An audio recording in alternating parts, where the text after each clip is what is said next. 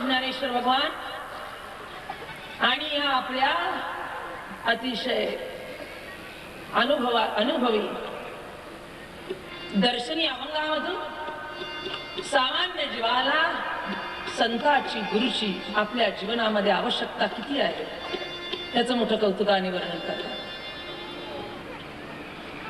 एक उत्तम योग वाशिम गावात आला. योग त्यालाच म्हणावं. अनेक योग जीवनात येतात पण जे जीवन उजळून टाकतात त्यालाच योग म्हटला जातो. नाहीतर व्यवहारात शब्द योग अयोग म्हटला जातो. योगायोग योग वियोग पण परमार्थात शब्द फक्त योग आहे. भक्ती योग, ज्ञान योग, कर्म योग. काय व्यवहारात योग आहे अयोग आहे पण जो परमार्थात आला त्याला फक्त योग आहे. योग शब्दाचा अर्थच दोन्ही गोष्टींचं एकीकरण. देव आणि जीव, संत आणि जीव. म्हणून एक उत्तम योग काल महाराजांनी सुंदर अभंग घेतला. संताचे संगती मनोमार्ग गती, आकळावा श्रीपती येणे पंथी. काल सुरुवात केली, एक गोलार्थ सांगितला. देवाची आवश्यकता आपल्या जीवनात, देव कळण्याची आवश्यकता असं म्हणतात. आई आहेच, बाप आहेच, पण तो कळण्याची आपल्या जीवनामध्ये आवश्यकता, त्यांनी जीवन पालटते. म्हणून देव कळण्याची आवश्यकता, देवाची आवश्यकता हा शब्दच आपण वापरू शकत नाही. कारण त्याचं अस्तित्व म्हणजेच आपलं अस्तित्व. आपलं अस्तित्व म्हणजे त्याचं नाही होऊ शकत. त्याचं अस्तित्व म्हणजेच आपलं अस्तित्व. त्याचं असणं म्हणजेच आपलं असणं. म्हणजे इथे दुमत असू शकत नाही. आई आहे म्हणजे बाप आहेच हा सिद्धांत आहे.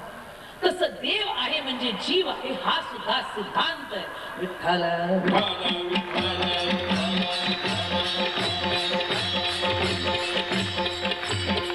हे बघा, जीव आधी नाही, देव आधी मग जीव. बाळ तसं आधी नाही. हे बघा, ती पहिली स्त्रीच आहे, आई नंतर.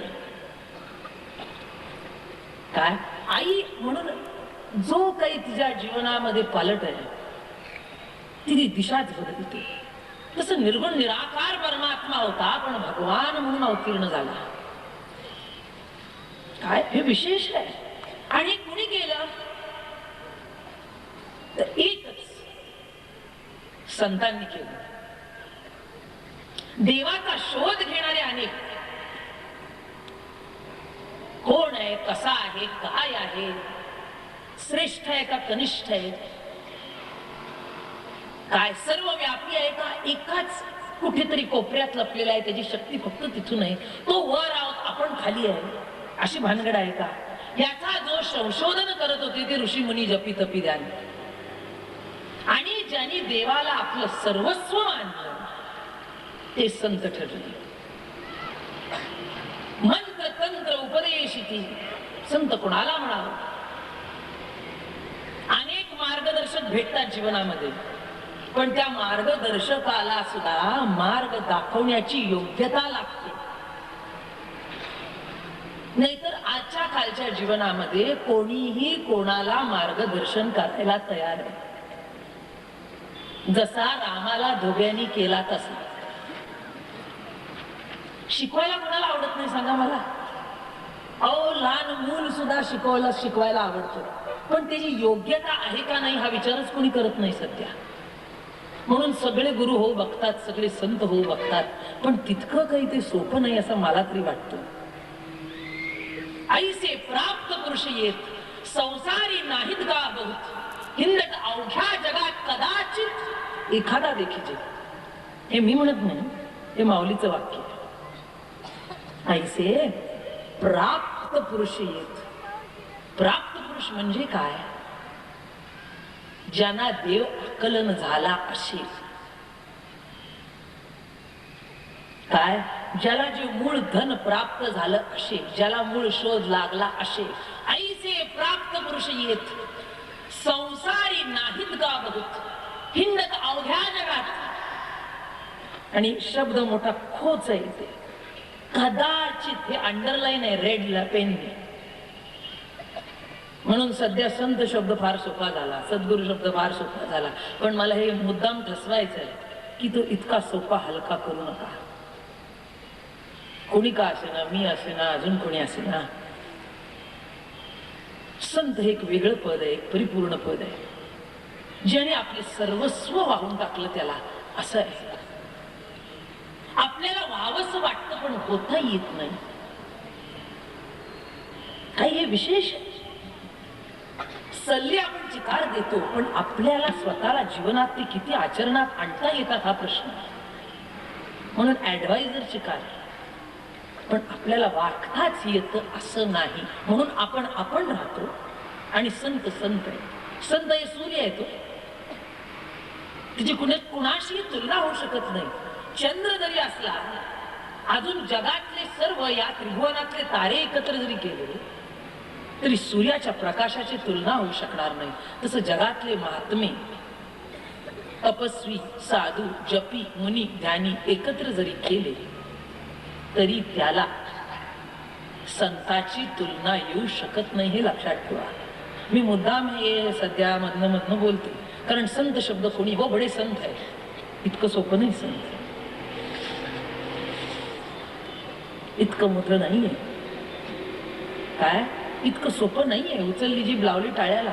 महात्मे आहेत, त्या वाटेवरचे प्रवासी आहेत, खूप पुढे आहेत, पण ते तिथे पोचलेले आहेत. म्हणून कदाचित शब्द आहे. 750 वर्षापूर्वी कदाचित शब्द लिहिला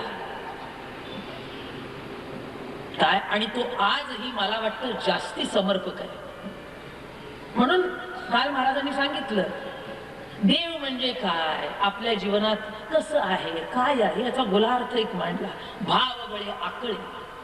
आकलन करणं म्हणजे काय हे सांगितलं. संत कोण? जो कया वाचा म्हणे, अति दयाळू दिना कारणे, तोडी शिष्याची भवबंधने, उतरी ठाणे अहंकाराचे. मंत्रतंत्र उपदेशिती वेगवेगळे, घरोघरी गुरु आहेत आयती, तरी शिष्याते मिळवी सद्वस्तुते, सद्गुरु त्याते कोण मानी? भगवती नाही, श्रीकृष्ण मानी. पहिलं काय? जो काया वाचा म्हणे, अति दया, भूतांची दया हे भांडवल संता. त्यांच्या तिजोरीत दुसरं कुठलंही धन नाही. भूत मात्राची दया, प्रत्येकाच्या कल्याणाची आस, हे संतांचं भांडवल आहे. जगताबद्दलचं प्रेम हेच भांडवल. त्यांना पैसा नको, आवश्यकताच नाहीये, इतके श्रेष्ठ आहेत ते, आणि ते पाठीवर घेऊन जातात. म्हणून संत नेहमी म्हणतात इथे आम्हाला येण्याची आवश्यकता नव्हती, आम्ही वैकुंठवासी, पण आलो याच कारणाशी. कुठल्या? बोलिले जे ऋषी साच भावे वर्ताया, झाडू संताचे मार्ग. आड राणी पडले जगत, उच्चिष्टाचा भाग शेष उरला तो सेव. आम्ही इथे राहणारे नाही, वास्तविक आवश्यकता सुद्धा नाही. आम्ही वैकुंठवासी, आम्ही कुठे राहणार आहे? पण कशासाठी इथे आलो? आलो याच कारणाशी. बोलिले जे ऋषी, ऋषी बोलले, पण आम्ही करून दाखवायला आलो. ज्ञानेश्वरीत अतिशय सुंदर ओवी आहे. आरबकाचे साठी पंथी हाती घेतली पाठी. एक प्रिन्सिपल आहे, एक हेडमास्टरी नाहीये, पण ती आपल्या नातवाला किंवा मुलाला शिकवायला बसते की नाही, तेवढा पहिला अ ती काढते. बाळा, अ कसा काढायचा?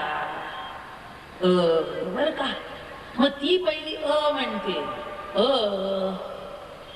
आ, ई ई ऊ ऊ आणि मग 100 वेळा ती म्हणते, एकदा मूल म्हणतं.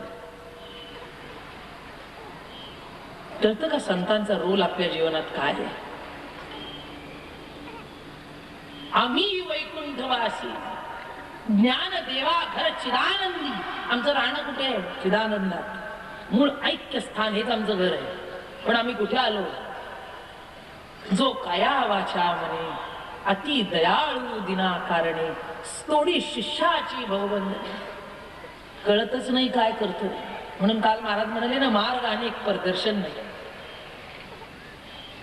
काय सांगितलं महाराजांनी काल? मार्ग आहेत पण दर्शन नाही. आणि दर्शन वाकल्याशिवाय आणि डोळे मिटल्याशिवाय होत नाही. हे शिकवणारेच संत आहेत. ताठपणा किती आहे आपल्यात? अहो, माणसं इतकी हुशार असतात. तो गुरु पक्का असेल तर ठीक आहे, नाही तर त्या गुरुला खड्डा खाडून गाडून त्याच्यावर बसते. म्हणून आम्ही कीर्तनकार सांगत असतो, एक कापराचं अंतःकरण आहे, एक गौरी सारखं आहे आणि एक ओल्या शेणासारखं आहे. माणसांच्या 3 जाती आहेत. कसं अंतःकरण आहे? एक कापरासारखं आहे. एखादी व्यक्ती, एखादा पुरुष, एखादी स्त्री, एखादं मूल इथे येऊन बसतं आणि महाराज सांगतात, बघा जीवनात किती पालट होऊ शकतो. माळ घाला, सद्गुरूची प्रार्थना करा, देवाचं नाव घ्या, आयुष्य पालटून जाईल. कापराचं अंतःकरण होत असतं. कापूर म्हणजे कसा असतो? कापुराची वाती उजळली ज्योती ठाईच समाप्ती झाली जायची. हे की नाही? हरिपाठात सांगतात की नाही? कापुराची वाती काडी लावतात, अशी जवळ धरेपर्यंत ज्योत नुसती वाऱ्याने हल्ली की पेट घेते. तसं एखादा शब्द गुरुमुखातून बाहेर पडला की ते अंतःकरण पेट घेऊन होतं. आणि काय होतं? कापुराची वाती उधळली ज्योती, ज्योत पेट घेते, ठाईच समाप्ती झाली जायची. आणि कापूर जळायला किती वेळ लागतो सांगा मला? 1 क्षणात आहे का नाही असं होऊन जातं. तिथे खूण सुद्धा राहत नाही, काहीच कळत नाही की इथे काहीतरी ठेवलेलं होतं. तसं तो जी मी कोणीतरी आहे, माझं कर्तृत्व, माझं ज्ञातृत्व, माझं काहीतरी नाव असावं, माझं अस्तित्व, हा विचार संपून जातो आणि त्या प्रभुचरणी लीन होऊन जातो. ठाईच समाप्ती झाली जायची. संपलं. कापराचा अंतःकरण आला, माळव माळ घातली स्टेजवर, संपलं. होऊन गेला देवाचा. दुसरा गौरी सारखा असतो. काल महाराजांनी सांगितलं खरं, पण बघू, अजून 4 दिवस आहेत, करू विचार. मग आज कीर्तनाला येईल. मग कुठेतरी काल जी गौरीला काडी लागलेली असते, गौरी माहितीये की नाही काय असतं? तुम्हाला सगळ्यांना माहित पाहिजे. आम्ही मुंबईकराला माहितीये तर तुम्हाला माहित पाहिजेच. ओलं शेण थापतात आणि भिंतीवर वाळत टाकतात आणि मग ते सुकल्यावर तेच इंधन म्हणून वापरलं जातं शहरात. थोडे दिवसांनी मुंबईत सुद्धा तोच प्रकार होणार आहे. काय लाईट जायला लागल्या, मुंबईतही जायला लागतील आणि मग त्रिदा त्रिपीट कडेल. थोडी दिवसांनी गॅस संपेल, लाईट संपायला लागली, सोलर एनर्जी सुरू झाली. सोलार बसवतात ना सध्या, हिटर बिटर सगळं त्याच्यावर चालतं. म्हणजे काय, आता किती डोकं चालवतं बघा माणूस. एक संपलं की दुसरं, दुसरं संपलं की तिसरं, पण संपवण्याच्या मागे हा माणूस. निर्माण करणारा देव आणि संपवतो तो. म्हणून लक्षात घ्या, हे भाकीत आहे. सूर्यप्रकाश सुद्धा संपणार आहे तेव्हा जग संपेल. ती सोलर एनर्जी आपण वापरणार आहोत ना. सोलर म्हणजे काय आहे तुम्हाला सांगते. सूर्याचं पकडतं. आता लहान मुलं आपण खेळतो बघा, काच धरा आणि सूर्यबिंब इथे ठेवा आणि त्या काचेतून जर का आपल्या कातडीवर पडलं ना तर ते जळतं ना. हा, तसाच प्रकार आहे. तो झाली सोलर एनर्जी. महाग पेटली ना, तीच आग वापरायला सुरुवात केली मानवाने. असा माणूस आहे असो. म्हणून ती गौरी पेटवायला सुरुवात.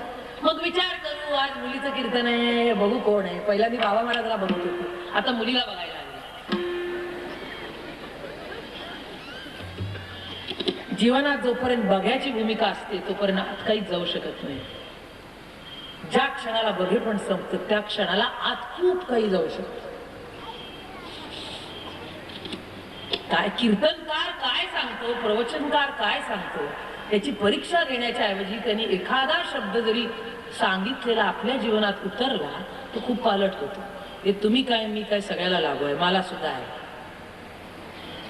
बघा ना, म्हणजे मी एक आपली मनस्थिती सांगते कशी असते, कशी आपण असतो. आपण परीक्षक म्हणून येतो, आपण कटोरा घेऊन यायलाच तयार नाही. आपण काही घेण्यासाठी येतच नाही, आपण परीक्षण करण्यासाठी येतो. सर्वांचं काय सांगितलं जातं बघू, ह्याची विद्वत्ता चांगली का त्याची चांगली. मग त्याच्यात एखादं म्हटलं ना कापराचा अंतःकरण पेट घेतो. मग दुसऱ्या दिवशी आला, मग भगवती ताईची फुकणी थोडीशी पडली, हू हू हू. मग कुठे काल काडी लागली होती, त्याचं थोडस एवढं पेट घेतला गौरी. मग उद्या परत बाबा महाराजांच्या कार्यक्रमाला आला, मग अजून अर्ध्यावर पेटली गेली. आणि मग एकदा पेटली की मग मात्र विजत. मग नीट. हा थोडासा शंकेखोर माणूस. पहिला जो आहे तो समर्पण, अतिशय संवेदनशील, त्याला काही सांगण्याची गरज नाही, एकदा झालं की झालं. आणि तिसरा जो आहे की नाही तो मोठा धूर्त हुशार, म्हटलं ना जो परीक्षक इथे येतो तो आहे. ओलशेण म्हणजे कसं असतं, काडी पेटवायला जा, त्या काडीला तो विझवून टाकेल पण स्वतः तर पेटणार नाही. विठ्ठल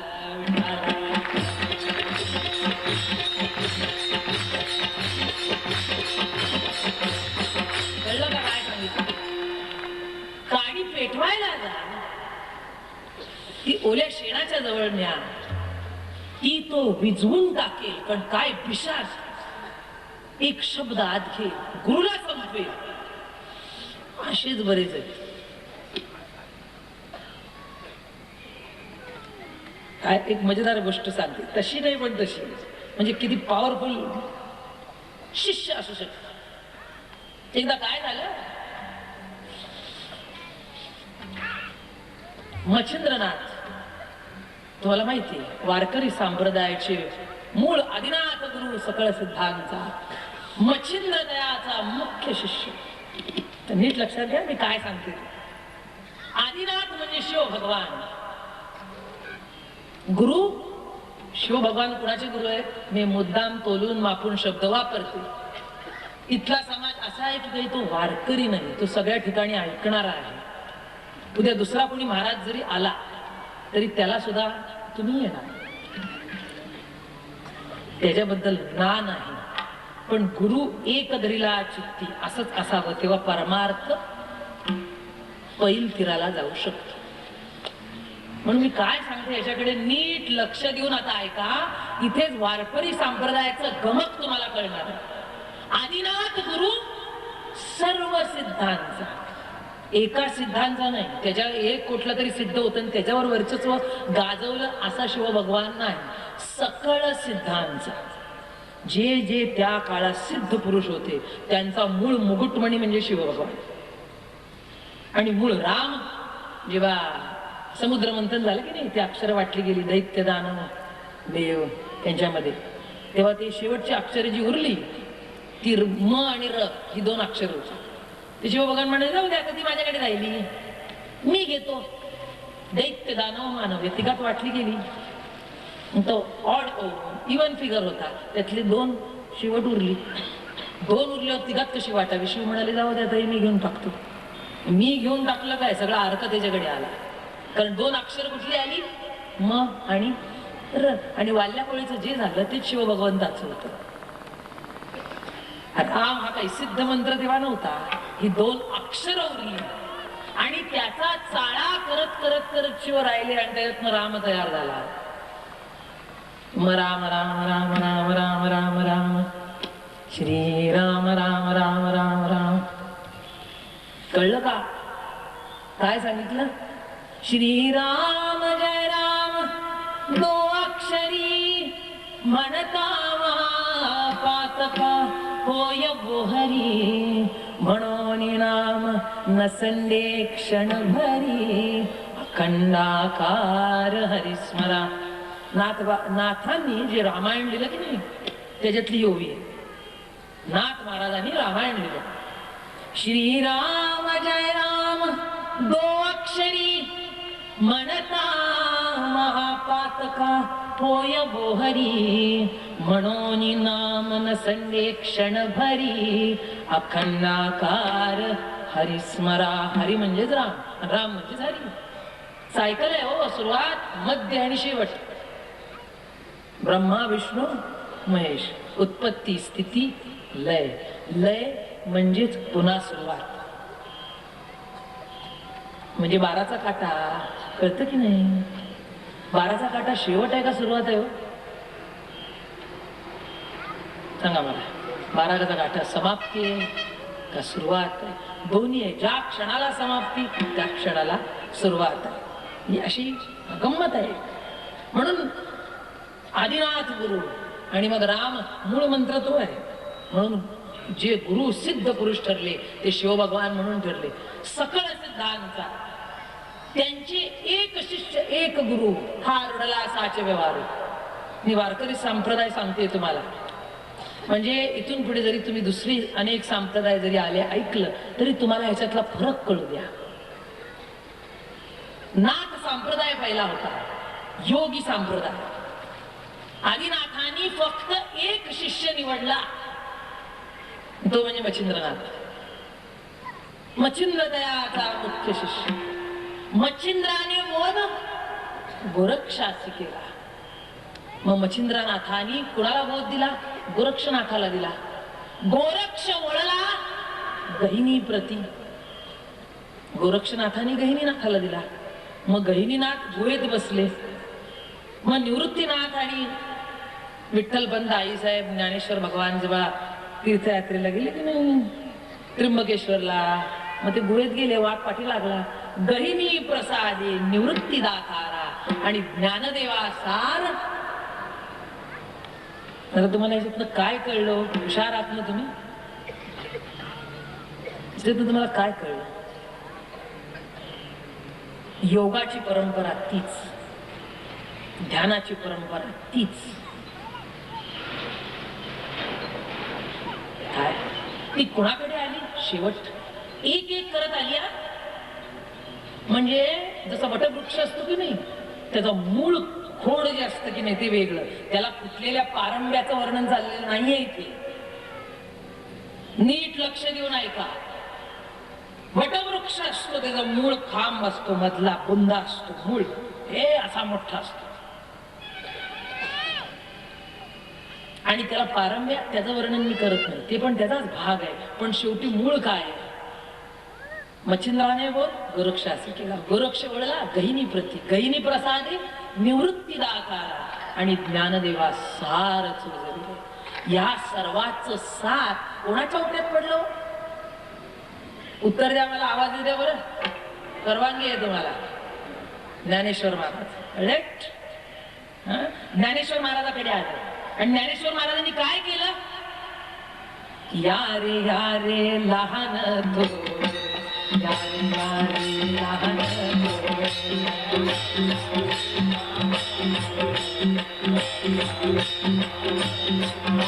या बलते नाही, या बलते नाही.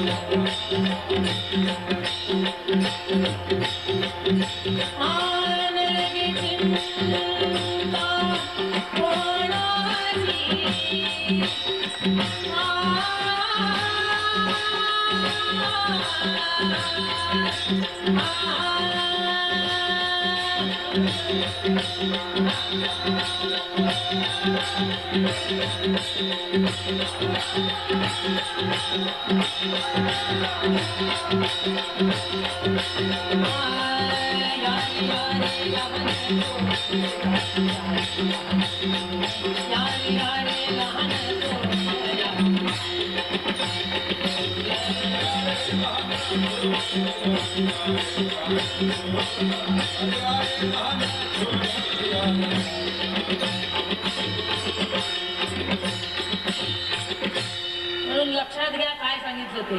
जे सार होतं की नाही ते वास्तविक एक शिष्य एक गुरु ज्ञानेश्वर महाराजांनी ठेवून द्यायला पाहिजे होतं.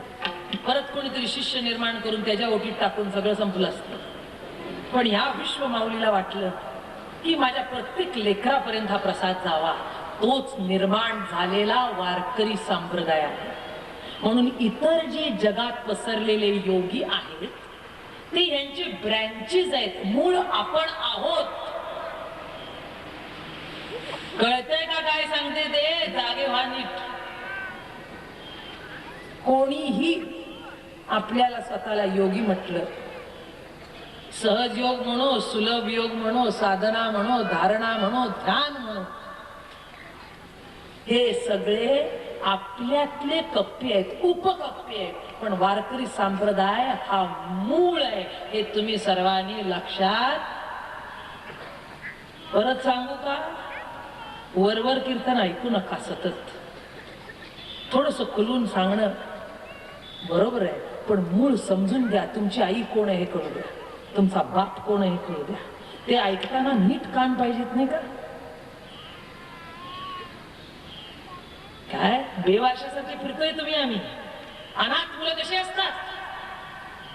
जीवाला सनात करणारे संत आहेत. आपण अनाथच आहोत म्हणून भिकाऱ्यासारख्या नजरा आहेत आपल्या. सर्वांकडे बघत असतो, पण माझ्यावर प्रेम करेल का? बाप करेल, आई करेल, भाऊ करेल, बहीण करेल, त्यांनी नाही केलं तर शेजारी करेल, पाजारी करेल, मित्र करेल, त्याच्याने नाही केलं पैशाने समाधान मिळेल, त्याच्याने नाही मिळालं पदाने मिळेल, प्रतिष्ठेने मिळेल, नावाने मिळेल, लौकिकाने मिळेल. हे का? हे आपल्यातलं भिकारी पण आहे. आणि हे प्रत्येकाची रड आहे. पाटीवाल्याची आहे आणि प्रेसिडेंटची सुद्धा तीच आहे. प्रेसिडेंट काय सत्पुरुष नाही आहे? प्रेसिडेंट काय महात्मा आहे का? अगदी अमेरिकेचा असो, रशियाचा असो, नाहीतर सगळं जग एकत्र होऊन एकच प्रेसिडेंट जरी नेमला गेला तरी तो भिकारी आहे माझ्या दृष्टीने. जोपर्यंत आपलं स्वतःच समाधान आपल्याला वाटत नाही तोपर्यंत आपण भिकारी आहोत. म्हणून अशी कथा सांगतात, अलेक्झांडर द ग्रेट होता की नाही, त्याचे गुरु मोठे द्रष्टे पुरुष होते. फकीर होता तो. नदीच्या किनाऱ्यावर असे बसले होते आणि काहीच नाही, अंगावर काही नाही, काहीच नाही, कटोरा सुद्धा नव्हता. पहिल्यांदा त्यांच्याकडे कटोरा होता, पण नदीच्या किनाऱ्यावर बसलेला असताना त्यांनी एक कुत्रा पाणी पिताना बघितला आणि कुत्रा वाकला आणि त्यांनी पाणी पिलं. ते म्हणाले, अरे या कुत्र्याला जर का कटोऱ्याची आवश्यकता नाही तर मला काय, एवढं सुद्धा नको म्हणून फेकून दिलं. आणि अलेक्झांडर म्हणजे तुम्हाला माहितीये चक्रवर्ती राजा, सगळं विश्व काबीज करायचं होतं त्याला. आणि सुरुवातीला पासून जसं राजगुरू असतो तसा हा त्यांचा राजगुरू होता. आणि असं फिरत फिरत खूप दिवसांनी परत गुरुची गाठ पडली आणि गुरुला म्हटले, त्यांच्याकडे बघितलं, तुमच्याकडे बघितल्यावर किती बरं वाटतं सांगू.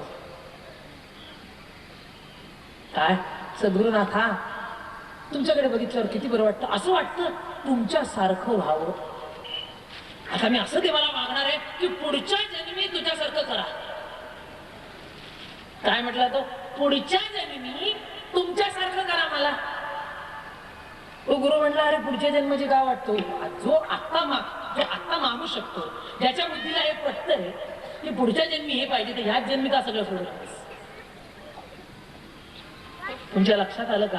जे पुढच्या जन्मीसाठी मागता म्हणजे बुद्धी तर नक्की चालू आहे की जे आपण करतोय ते योग्य. सोड ना म्हणाले, दे पाणी सोड आणि हे माझ्या मागे. नाही म्हणाले, या जन्मी जगत नाही, पुढच्या जन्मी बघू. किती मजा आहे नाही जीवनाची. म्हणून आपण देवाला नावं ठेवतो. वास्तविक देवाला नावं ठेवण्याची गरज नाही.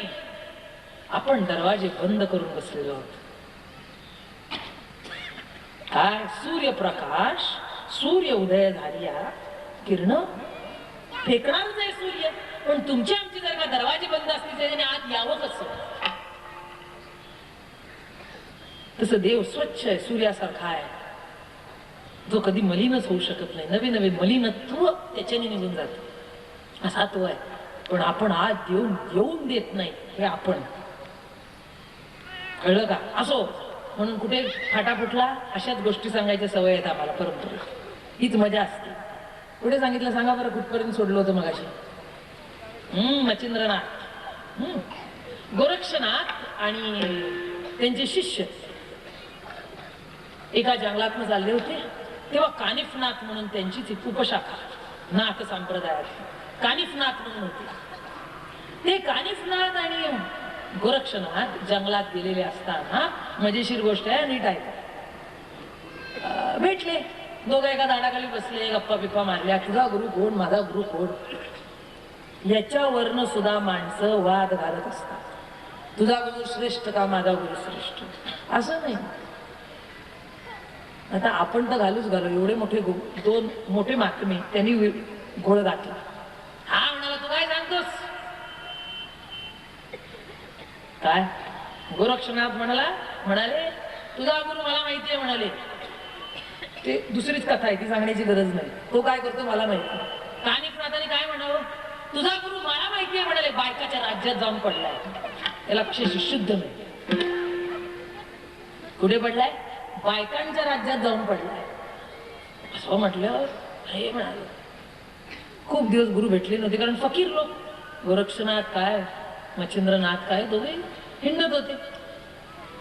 आणि इकडे काय झालं होतं, मच्छिंद्रनाथ फिरत फिरत फिरत फिरत मैनावती राणी म्हणून होती. काय होतं, अतिशय देखणी, अतिशय सत्शील, सात्विक, आणि ते राज्य स्त्रियांचं होतं. कोणाचं राज्य होतं? स्त्रियांचं राज्य होतं. काय त्या काळात पण असं होतं. म्हणजे आज स्त्रियांना प्राधान्य दिलं जातं, याच्यात काही मोठं विशेष आहे असं नाही. वास्तविक विशेष नाहीच आहे, पण त्याला विशेष केलं जातंय का, हे मोठा एक प्रश्नच आहे. मला मगाशी विचारण्यात आलं, आता आमचे गोरे कुठे गेले, आमचे धनंजय मला चिडतील माझ्यावर. मला म्हणतील, ताई तुम्ही काय सांगितलं? मला म्हणले, ताई तुम्हाला हार कुणी घालू दे? म्हटलं म्हणजे का, मला प्रश्नच कळला नाही तुमचा. मला म्हणाले, नाही बायकांनीच घालू दे का? म्हटलं हा प्रश्न तुम्ही मला काय विचारला?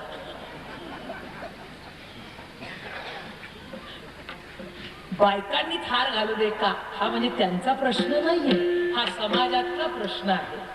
ते प्रतिनिधी आहेत अनेक पडसाद उठलेल्याचे, त्यांना नाही आहे.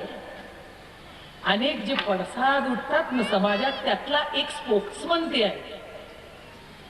त्यांनी मला प्रश्न मोठा गंमतशीर विचारला. अनेक जण विचारतात, कुणी हार घालू दे? म्हटलं कुणी हार घालू दे म्हणजे काय, हा काय प्रश्न झाला? म्हटलं कुणी घालू दे? नाही फक्त बायकांनी घालू देत का? तुम्ही का बोललात? नाही नाही आम्ही म्हणजे बोललं जाते, विचारलं जाते म्हणून मी म्हटलं असं करा ना, सगळे पुरुष ठेवा.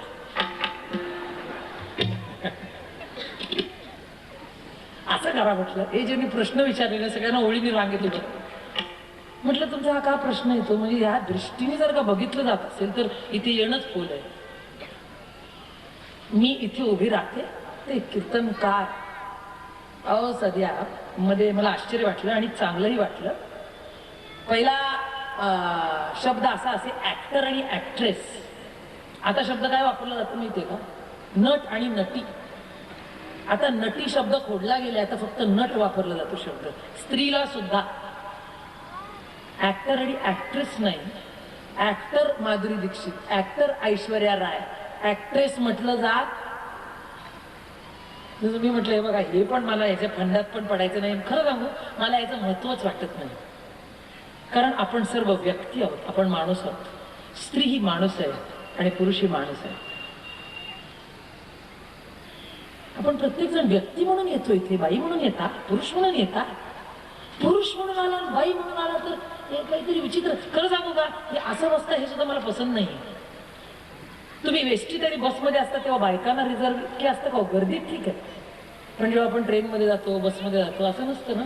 सगळे एकत्र बसतात, बायकाही बसतात, पुरुषही बसतात, मिळून मिसळून बसतात ना. असं आहे का की इथे बाई बसली म्हणून पुरुष बसू नये, पुरुष बसली म्हणून बाई? हा विचारच जिथे संपतो तो पारमार्थिक प्लॅटफॉर्म असावा. कळतं का काय म्हटलं ते? एसटी मध्ये बसतो काय असं आहे का रिझर्व? इथे बायका बसतील, इथे पुरुष बसतील. जर का सिंगल तिकीट असतील तर कोणी कोणाच्या शेजारी बसतं ना. मग तिथे जर का साक्षीत्व नाही तर कीर्तनात साक्षीत्व असावंच का? कळलं? म्हणून ही जुनी कथा. आता किती गोरक्षनाथ म्हणजे किती लांब गेली हो. मैनावती गोरख म्हणजे शिव भगवंतानंतरचा काळ लगेच. तेव्हा मैनावती राणीचं राज्य होतं, स्त्री राज्य. यालाही मला महत्व नाही. एकच लक्षात घ्या, तो भगवंत सर्वांमधून व्यक्त होतो, ती व्यक्ती आहे. ज्याच्यातून ती शक्ती व्यक्त होते, मग तो स्त्री असो, पुरुष असो, बाल असो, कोणीही असो, ती व्यक्ती आहे.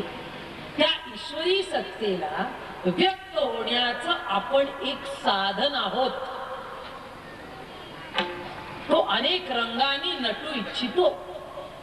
एखादी स्वयंपाकी बाई असते, अतिशय कलाकुसरी असतात. एकच फ्लावरची भाजी अनेक रसांनी युक्त ती बनवते, अनेक चवीनी बनवते. तशी ती ईश्वरी सत्ता जेव्हा अनेक पद्धतीने नटू इच्छिते, तेव्हा ती स्त्री होते, ती पुरुष होते, ती गाढव होते, ती घोडा होते, ती हत्ती होते, ती सर्प होते, ती सर्व होते. हे एकदा लक्षात आलं की या भानगडी कमी होतील. कळलं का? आज म्हणून ती मैनावती राणी होती मोठी. आणि मच्छिंद्रनाथ त्या भागातून चाललेले असताना तिच्या राज्यात आले. आणि आश्चर्य असं झालं, मोठे साधू आले म्हणून घरी बोलवलं. आणि काय सांगू, साधू प्रेमात पडला. ज्याने ठरवलेलं होतं कशा भानगडीत पडायचं नाही, असा योगी, असा तपस्वी. आणि त्यात विशेष काही नाही. आमचा आता आदिनाथच जर का पार्वतीच्या इतका प्रेमात होता, शिव भगवान, तर इतरांनी पडावं का न पडावं हा प्रश्न गौण. अहो प्रेम देवाचे देणे, देह भाव जाय. तर अहो ते संन्याशीसाठी देवभाव केला तो. जमलं, लग्न लावलं. काय एक मुलगा झाला. नांदा सौख्यवरी, व्यवस्थित दोघ जण नांदत होते. काय सुंदर संसार होता, उत्तम चाललं होतं सगळं. पण त्यांनी एक खूण सांगून ठेवली होती बायकोला, मैनावती राणीला. सगळं म्हणाले ठीक आहे, पण एकच खोच आहे म्हणाले याच्यात. आपल्या नांदण्याच्या आड जर का कोणी येईल तर माझा एकच शिष्य गोरक्षनाथ, बाकी कोणीही आपल्याला मध्ये येऊ शकत.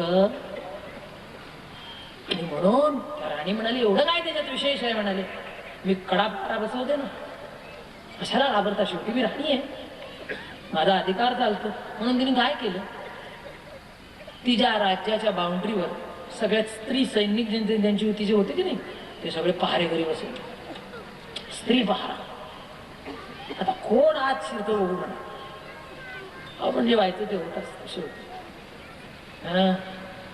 कोण कोण असं म्हणू शकतं ना, तिथेच कुठेतरी छेद होत असतो. देव काय करतो, फुगा फुगवतो फुगवतो फुगवतो, कुठे फुस होऊन जातो तेच कळत नाही. हा देव. पण संत तसं फुस्स बिस्स करत नाही. संत अतिशय कनवाळू कृपाळू आहेत. ते अहंकार सुद्धा मोठा मवाळपणाने काढत असतात, समजुतीने काढत असतात. त्यांच्या हातात छडीबिडी नाहीये हो तशी. म्हणून कृष्ण परमात्म्याने सुद्धा आपली पॉलिसी बदलली ना शेवट. धनुष्य हातातनं खाली ठेवला आणि गीता सांगितली. म्हणून आज जे मानसशास्त्राला प्राधान्य आहे ते त्या कारणास्तव आहे. शेवटी प्रवचनानेच माणूस बदलू शकतो, समजुतीनेच माणूस बदलू शकतो. आतले विकार कापून काढू शकत नाही, शरीर कापू शकता, पण आत्म्यात बदल जर का घडवायचा असेल तर तो प्रवचन कीर्तनानेच घडू शकतो. आई म्हणते अहो जरा समजुतीने घ्या ना, तुम्हाला काय वाटते एकदा ऐकील परत तेच जाऊन करील, त्याच्याऐवजी पहिलं त्याच्या कलानी घ्या. तस मगाशी सांगितलेलं आम्ही वैकुंठवासी आलो याच कारणासी, तो शरीरहन कर्मे मी भक्तो ऐसा गमे परी अंतर प्रतिती धर्मे मीची झाला. नाक कान हात पाय डोळे घेऊन संत जरी आले, आपल्यासारखे जरी दिसले, ते वागतात आपल्यासारखे पण असतात देवच. देवते संत, देवते संत निमित्त त्या प्रतिमा. हे मी सांगत असे भावे असो ठावे सकाळ असो. गोरक्षनाथ इथे आले, अपमान झाला, माझ्या गुरुला नाव ठेवलं म्हणलं अपमान झाला. आता म्हणाले त्याला इचकून काढलाच पाहिजे तिथून. काय झालं म्हणे, थोडे दिवस बाद झालं, किती दिवस त्या बायकांमध्ये राहणार म्हणून गेले. आणि तुम्हाला काय सांगू, तिथे गेलं बघितलं कडेकोट बंद बसतो सगळ्या बायका. आता काय करता म्हणाले, म्हणून वेश पालटला. वेश पालटला कळलं की नाही, त्यांच्यासारखा वेश परिधान केला की काही कळू नये. मेकअप बिकअप लावला मस्त पैकी, जटा बिटा जरा बांधून टाकल्या पाठी आणि ढोल गळ्यात घातला बघा आणि घुसले शहरात. घुसले शहरात आणि जे भजन सुरू केलं तुम्हाला सांग, चलो मच्छिंदर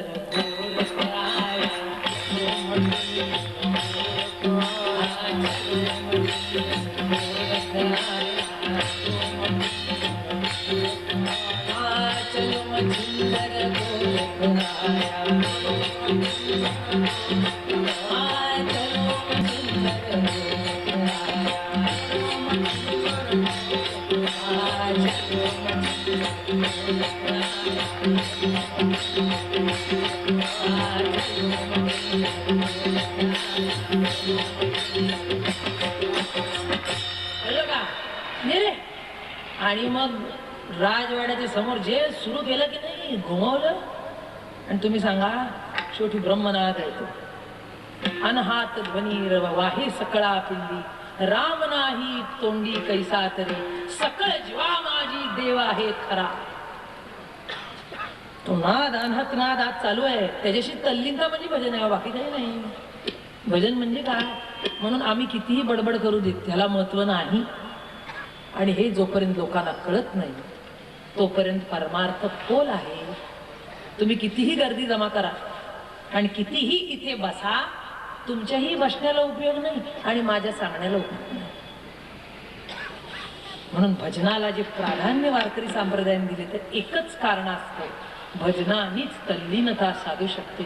तेव्हाच तुम्ही डोळे मिटता, तेव्हाच पांडुरंगाची मूर्ती येते, तेव्हाच पांडुरंगाची मूर्ती आणि तुम्ही एक होऊ शकता.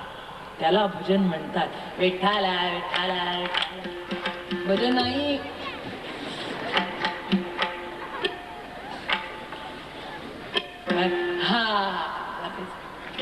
विठ्ठला विठ्ठला काय सांगितलं काय काय, पण सारखंच विठ्ठल विठ्ठल करत होते. नशीब. आणि हे जोपर्यंत कोणाला कळत नाही ना तोपर्यंत जगताचा उद्धारच होऊ शकत. आणि हे घुमवलं की नाही, मैनावतीला बोलवलं, म्हणाले माफ कर मला, माझी चूक झाली, तुझ्यात अडकलो, कारण तुझी प्रतारणा केली, तुला सोडायची पाळी आली. ती म्हणाली खरं सांगू का स्वामी, मला कुठेतरी माहित होतं कधीतरी तुम्ही जाणार आहात. हा म्हणाले सुखाने जा. आणि मुलगा झाला होता, त्यालाही म्हणाले बरोबर घेऊन जा, त्या राज्यात तो तरी काय करणार आहे, शेवटी आमचं बायकांचं राज्य, जा घेऊन म्हणाले. त्याला खेचून काढला गुरुला बाहेर. काय सांगते, कापुराची वाती, कापूर, गौरी आणि शेड. गुरु कसा असावा आणि शिष्य कसा असावा तुला बल्ले असतात. आणि बाहेर काढलं. चला म्हणाले गुरु महाराज काय करताय, लोक आम्हाला शिव्या घालू लागले, तुझा गुरु काय. आता चल ना म्हणाले बाबा. त्या महिनावतीने काय केलं होतं, नवरा मुलगा जाणार म्हणून हे सोन्याच्या विटा त्याच्या त्या झोळीमध्ये घातल्या आणि मच्छिंद्रनाथाच्या काठी लागल्या. आता शिष्य सेवेधारी, तर सेवेधारी मोठं भानगड असते बरं का, इतकं सोपं समजू नका. एक गुरु असा होता, त्याचे 2 शिष्य होते. आता ते 2 शिष्य म्हणजे कशी होते, जबरदस्त. दोघाही म्हणायचे माझा गुरु. मग शेवटी काय केलं, 2 शिष्यांनी 2 अंग वाटून घेतली, एकाने डावा अंग एकाने उजवा अंग. आणि तुम्हाला काय सांगू, एकाने डाव्या अंगाची सेवा करायची, एकाने उजव्या अंगाची सेवा करायची. एक दिवस असं गेलं की तो एक आला नाही. त्यांनी त्याचा अंग म्हणून त्या गुरुला इतकं रगडून गेलं की त्या गुरुची मरायची पाळी. हे सेवेदारी, कळलं का? म्हणून सेवेदारी सोपे समजू. यांनी म्हणायचं माझा, त्यांनी म्हणायचं माझा, आणि ह्यांनी त्या गुरुला चिंदडून काढायचं आणि ह्यांनीही काढायचं. माझी सेवा जास्ती का तुझी सेवा जास्ती, याच्यात ते गुरु मरून जातो. हा संत सांगते मी तुम्हाला, आणि गुरु आणि शिष्य. आणि खरंच कोण असतं, शिष्याते मिळवी सद्वस्तु ते, सद्गुरु त्या ते श्रीकृष्ण मानी. श्रीकृष्णाने सद्गुरु कोणाला म्हटलं, संत कोणाला म्हटलं. आणि मग झालं, त्या विटा टाकल्या, घेतलं. मग शिष्य म्हणाले आम्हाला द्या, आम्ही वावतो. महाराज तुमचं होतं आम्ही मागू, घे म्हणाले चल. आणि गावाच्या बाहेर गेले, जंगलाच्या रस्त्यापर्यंत आले. जंगलापर्यंत आल्यावर मच्छिंद्रनाथ पाठी वळले. बेटा गोरख, या कोई डर तो नाही ना? मला वाटलं आपला गुरु कशालाही न डरणारा हा प्रश्न विचारलाच काय. परत 1 किलोमीटर पुढे गेले. बेटा गोरख, त्यालाच ऑकवर्ड झाला, कसतरी झालं. परत तोच प्रश्न कसा विचारला, बेटा गोरख या कोई डर तो नहीं ना? मैंने गुरुजी ये आप क्यों पूछ रहे बार बार? फिर आगे गए थोड़ा और, फिर थोड़ा और रुके, फिर से पलट कर देखा, फिर से पूछा बेटा गोरख यहाँ कोई डर तो नहीं ना? आता याला नक्की कळलं, कारण तो कापराची वाट होती, तो गुरु. त्याला वाटलं इथे काहीतरी भानगड नक्की. मग असं झालं, थोडस विधीला गेले. विधीला गेल्यावर याने डोळे उघडून बघितले. डोळे उघडून बघितले, अरे चहा म्हणाले, ये डर आहे म्हणे सगळं. हा ते डराचं कुपीत आत्ता कळलं. म्हणाले काय आहे डर याचं, सोन्याच्या विटा? अरे काय म्हणाले, या गुरुला करावं, मला शिकवायची वेळ आली. त्याने काय केलं, शिष्य होता तयार. शिष्य तयारच असतात, आमचा अनुभव आहे चांगला. मग त्यांनी काय केलं, ते सोन्याच्या विटा बघितल्या. अरे म्हणाले बेटा डर तो क्या है, ये डर आहे सगळा. विटा घेतल्या आणि दिल्या फेकून, त्याच्यावर माती सारली आणि 4 दगड घेतले तेवढ्याच वजनाचे टाकले जोडीत. काय केलं, 4 एवढे दगड घेतले मोठे, त्याच वजनाचे जोडीत टाकले. त्याच्यावर टाकून दिलं काहीतरी दुसरं. चलो म्हणाले झालं का, तेवढ्यात गुरु आले. सब ठीक, हाँ ठीक, कोई डरने की बात नहीं ना? नहीं अभी तो कुछ डरने की बात नहीं म्हणे. चल कोई डरने की बात नहीं, चला म्हणाले. पुढे गेली. 4 किलोमीटर. बेटा गोरख यहाँ कोई डर तो नहीं ना? बाबाजी डर तो पीछे रह गए. काय सांगितलं, बेटा गोरख यहाँ कोई डर तो, बाबाजी किस डर की बात कर रहे, डर तो पीछे रहे. आता याची डोकं खाजवायची पाळी आली. डर तो पीछे रह गया, ही भानगड काय? परत गेले. बाबा डर कुछ नहीं है. गुरुजी डर तो पीछे रह गया. अरे म्हणाले काय भानगड आहे. शेवटी परत थोडीशी विश्रांतीला जेव्हा थांबले, मच्छिंद्रनाथाला वाटलं काहीतरी भानगड आहे म्हणून उघडून बघितलं तर एवढे मोठे दगड. आणि तुम्हाला काय सांगू, एवढा मोठा साधू महात्मा जे हंबरडा पडला जे असे पटकन खाली बसले आणि डोकं धरून बसले, माझ्या बायकोची आठवण. आता मी काय करू, तुम्हाला काय सांगू, गोरक्षनाथ इतके तापले, म्हणाल्या काय गुरु आहे का कोण आहे म्हणाले. हा हा गुरु आहे का कोण आहे कुठले. आणि तिथे एक डोंगर होता, डोंगर काय डोंगर होता. त्या डोंगरावर जाऊन लघुशंका केली.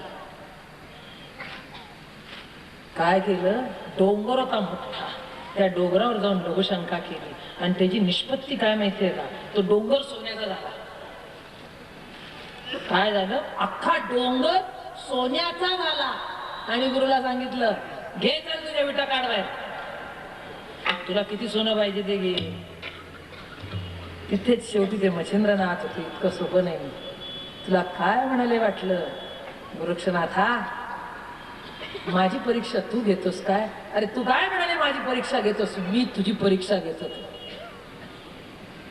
काय तू काय माझी परीक्षा, मी सुद्धा बघत होतो माझा शिष्य किती परिपक्व झाला. म्हणून काय सांगितलं लक्षात आलं का, शिष्य गुरु पक्का असेल तर ठीक, नाही तर शिष्य त्याला गाडल्याशिवाय राहत. कळलं का कुठे सुरू केलं कुठे आलो. याला कीर्तन. म्हणून काय सांगितलं, संताचे संगती मनोमार्ग गती. मनाला मार्ग दाखवणारे संत आहेत. कारण शेवटी भानगड करत ते मनच. मनात आलं की पलटलं, मनात आलं बघू जायचं का नाही कीर्तनाला. ऐकलंय तर खूप, टीव्हीवर बघितलंय बाबा महाराजाला, पण बघू थंडी जास्ती वाढली, जायचं काय नाही. मनात आलं न आलं. काय वाया मन हे नाव एरवी कल्पनाची जावे. मनाला जास्ती महत्व दिलं नाही संतांनी. तसं मन म्हणजे काय म्हणाले, तुमची आमची कल्पना. आता कल्पनेला काही तुमची सांगावं, एक सांगू, देव म्हणजे तुमची आमची शेवटी कल्पनाच आहे ना, साक्षात्कार आहे का तुमच्या आमच्या जीवनाचा. देव म्हणजे काय आपल्याला, आपली कल्पना आहे. संतांचं सत्य आहे आणि आपली कल्पना आहे. जोपर्यंत मूल नसतं ना, तोपर्यंत मूल ही आपली कल्पना आहे. शेजारणीचं पोर हे सत्य असतं. आपण त्याला मांडीवर घेतो आणि मग स्वप्न बघतो आपल्यालाही कधी होईल नाही. किती आव आणला तरी पाना फुटणार. तसं सुंदर तरी ध्यान जेव्हा म्हणतो, तो अभंग तुकाराम महाराजांचा आहे आपला. तुका म्हणे माझे हेची सर्व सुख, भगवती म्हणे माझे हेची सर्व सुख नाही. आपण नेपोलियन आहोत, पुढच्या जन्मी बघू. कीर्तन कळते का काय सांगतो. आपण काय म्हणणारे आहोत, आपण नेपोलियनच्या जातीचे आहोत. अजून थोडस काहीतरी करायचंय. प्रल्हाद अवतारात माहितीये का, प्रल्हादाला जेव्हा आशीर्वाद मिळाला की नाही शेवटी नरसिंह अवतार संपल्यावर, चल म्हणाले तुला वैकुंठाला घेऊन जातो, तुझ्या बरोबरचे कोण कोण आहेत ते घे, त्याला पण सगळ्यांचा उद्धार करतो. मग तिला वाटलं आपले सगळे शेजारी पाजारी मित्र नाती गोती सगळ्यांना बरोबर घ्यावं. म्हणून तिने आव्हान केलं, चला रे म्हणाले सगळ्यांना तुम्हाला वैकुंठाला नेतो. पण तुम्हाला काय सांगू, नाही माझ्या मुलीचं लग्न व्हायचंय. एक म्हणते आत्ताच पीक लावलंय, कापणी झाल्यावर थोडेसे पैसे जमवतो मग येतो. एक म्हणतो मुलगीच बरोबर आहे, एक म्हणतो मुलगाच लहान आहे. बघू म्हणाले प्रल्हादा पुढे, नंतर तू जा हो पुढे. शेवटी प्रल्हाद एकटा निघून गेला. तुकाराम महाराजांचं तेच आहे. तुकाराम महाराजांना वैकुंठाचं पण जेवण केलं की नाही, तेव्हा 14 टाळकरी होते आणि आईसाहेब सुद्धा होत्या. सगळ्यांना आव्हान केलं. अरे म्हणाले मी वैकुंठाला निघालो, कोण माझ्या बरोबर येतं चला. बघा त्यावेळेला तुकाराम महाराज पंढरपूरला सुद्धा वैकुंठ म्हणतात. तेव्हा सगळ्यांना काय वाटलं, हे पंढरपूरलाच निघाले, ते नेहमी सारखं म्हणतात वैकुंठाला निघाले. अधिक अक्षराने एका भू वैकुंठ म्हणे तुका. सगळ्यांना वाटलं वारीला निघाले, कशाला जा, नाही म्हणाले जा तुम्ही जाऊन या. आणि प्रयाण काळी देवे विमान पाठवले असं कळलं का. म्हणून मन कसं आहे, आपली कल्पना आहे. वाया मन हे ना वेरवी कल्पनाची सावे. मी असं करते, महाराज मन फार सुंदर सांगतात. उद्या महाराज सांगतील मन काय, उत्कृष्ट सांगतात. मला काय संताचे संगती मनोमार्ग गती. सर्वजण सांगतात मन एक तल्लीन करा एका ठिकाणी, पण जे स्थिर राहू शकत नाही तेच मन. कितीही म्हटलं तरी जे स्थिर नाही. म्हणून शास्त्र्यांनी वेदांतात सगळ्यांनी मनाला माकडाची उपमा दिली. कशाची उपमा दिली? माकड कसं म्हणाले उड्या मारत, ते पोर बघा कसं उठला, शांत बसू शकत ही माकड ते बाबा बसलं खाली. म्हणून जर का आता कोणी उठलं ना कीर्तनात ते काय ठरेल ते बघा. विठ्ठल वाचा भाव हा जीवाचा. माणसाला माणूस पण कशाने आहे? आपल्यात असणाऱ्या भावानी. नाही तर माणसाचा भाव शून्य आहे. म्हणून इंग्रजीमध्ये काय म्हणतात माहितीये ना, man is the measure of all things. माणूस हा सुवर्ण मध्य आहे.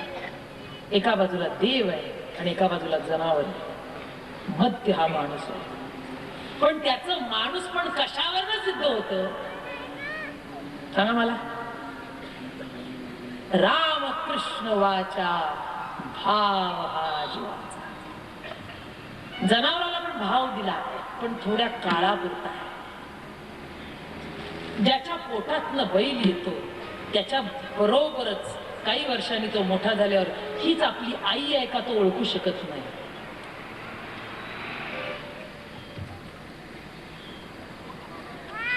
कळतं का माणसातला विकास?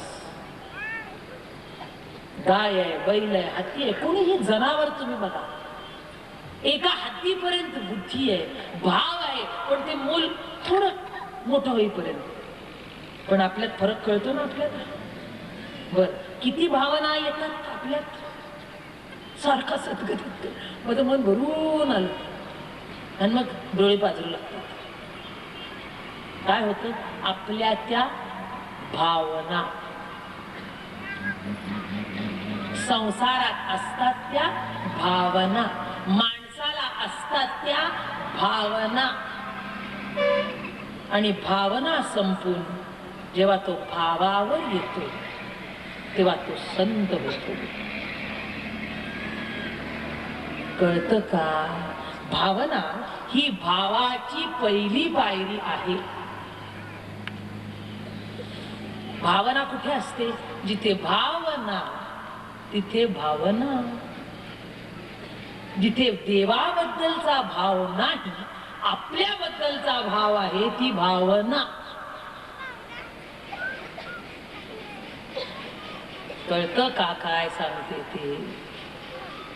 मुलाबद्दल भावना, बायकोबद्दल भावना, आई वडिल्यानंतर आई वडिला बाबतीत भावना, शेजाऱ्या पाजाऱ्यांची भावना.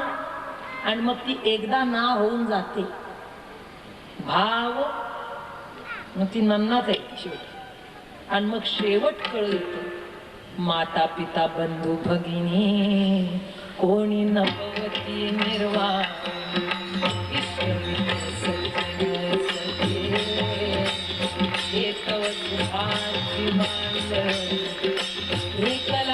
दुःख भोगी कुंभ नाही काय सांगितलं? माता पिता बंधू भगिनी यांच्याबद्दल ज्या भावना होत्या त्या सगळ्या राख रांगोळी झाली. तेव्हाच वाल्या पोळ्यांनी श्रीराम राम राम सुरू केलं. कळतं का? जिथे मनुष्यत्व संपू लागतं तिथे भावना कमी होते आणि भाव जागृत होऊ मनुष्य देहाचे विनावे सच्चिदानंद पदवी घेणे ऐसा अधिकार नारायणे कृपावलोकने दिला. तुम्ही आम्ही कितीही तुमच्या आमच्या भावना जरी असल्या तरी कीर्तनाला आलात ना, म्हणजे काय होतंय माहितीये? थोडासा कुठेतरी मिनमिनता भावाचा दिवा आपल्यामध्ये पेटू लागलाय.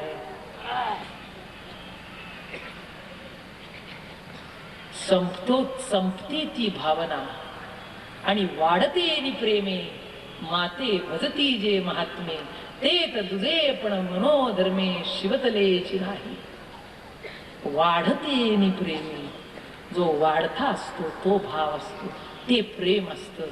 आपलं काय? लग्नाला गेलो होतो, आम्ही 400चा आहेर केला, त्यांनी 200चाच.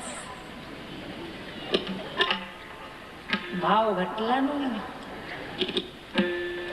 कोण जाणतंय पुढच्याच्या लग्नाला टिपून ठेवलेला आहे आकडा. काय आमच्या मुलीचं पुढच्या वेळेला आहे तेव्हा त्यांना बोलणार आणि वसूल करून घेणार. गेलंच पाहिजे. आधीची बात काय होती, गेलंच पाहिजे. अहो आमचं त्याचं फार प्रेम, काय सांगू. एकेकाळी आम्ही ताटात बसत असतो. त्यांची भाजी की आमची भाजी, त्यांचं लोणचं की आमचा पापड, त्यांची चटणी की आमची कोशिंबीर, मग एकत्र करून खात होतो. मग आता काय झालं.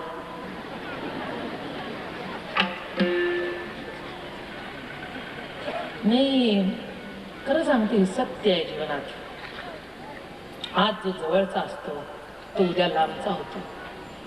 उद्या जो लांब आहे तो कदाचित जवळचा ठरेल. केव्हा काय होऊ शकतं हे आपल्याला सांगता येत नाही. ते सामान्य मानवी जीवन. आणि जे ठामपणाने सांगू शकतात, नवे नवे ज्यांची निश्चिंती आहे ते समज. म्हणून संतांची काय दृष्टी आहे माहिती का, विहंगम दृष्टी. विहंगम म्हणजे काय, पक्षी उडतो ना आकाशात, एरियल व्ह्यू. म्हणून मिनिस्टर लोक वगैरे कसे करतात, एखाद्या ठिकाणी पूर आला, भूकंप झाला, मग तो मिनिस्टर काही गल्ली मुळात फिरत नाही, त्याला हेलिकॉप्टर दिलं जातं आणि वरनं तो बघतो एरियल व्ह्यू, काय काय झालंय पुराचं. हा इथे पाणी आहे, इथे आहे, इथे अन्न सोडा, पिशव्या सोडा, पाणी सोडा, इथे दवाखाने, इथे डॉक्टर टाका, इथे सोडा. म्हणजे काय, एरियल व्ह्यू. म्हणजे एकच गल्ली कळणार. मग प्रत्येक गल्लीबोळात शिरण्याची गरज नाही. आणि गल्लीबोळात शिरलं की स्वतः तरी अडकतो आणि दुसऱ्या गल्लीत काय चाललंय काहीच कळत नाही. पण विहंगम दृष्टी असल्यावर काय होतं मला सांगा, सगळीकडे काय काय चाललं हे कळतं. म्हणून हे मिनिस्टर वगैरे इकडे आले की नाही, हेलिकॉप्टरनी येतात आणि बघतात, हा इकडे झालं, इकडे झालं, इकडे झालं, इकडे झालं. ही संतांची दृष्टी. कळलं, त्यांना सगळं करतं. म्हणजेच भाव जो सर्व व्यापी आहे तो भाव आहे. आणि जो एक कल्ली आहे की नाही, म्हणून आम्ही नेहमी सांगतो दृष्टिकोन. आमचा तो दृष्टिकोन म्हणजे कोणात अडकलेले आपण. काय गोल काढतो ना आपण, आणि एक अँगल शिकवलं जातं बघा मुलांना, आणि मग तो कोण तयार होतो. त्याचं तुम्ही कुठेही मीटिंग घ्या किंवा 4 लोक बोलवा आणि याच्यावर तुमचं मत काय सांगा. एक म्हणे मला असं वाटतं हे असं असावं. लग्नपत्रिका नुसते छापायला घ्या घरात, काय होतं, मुलगी म्हणेल लाल रंग घ्या, मुलगा म्हणेल नको नको सध्याचे फॅशनचं निळं घ्या, बायको म्हणेल कशाला पाहिजे, आणि हा व्यवहारी ठोंब्या म्हणेल कशाला एवढे पैसे खर्च करता. मला काय कळतं की नाही, 4 रुपये एका पत्रिकेमागे म्हणजे कळतं की नाही किती हिशोब होत होतो. म्हणजे किती कोण झाले तयार, त्या कोणात फाटून फाटून ती पत्रिका किती उरायची.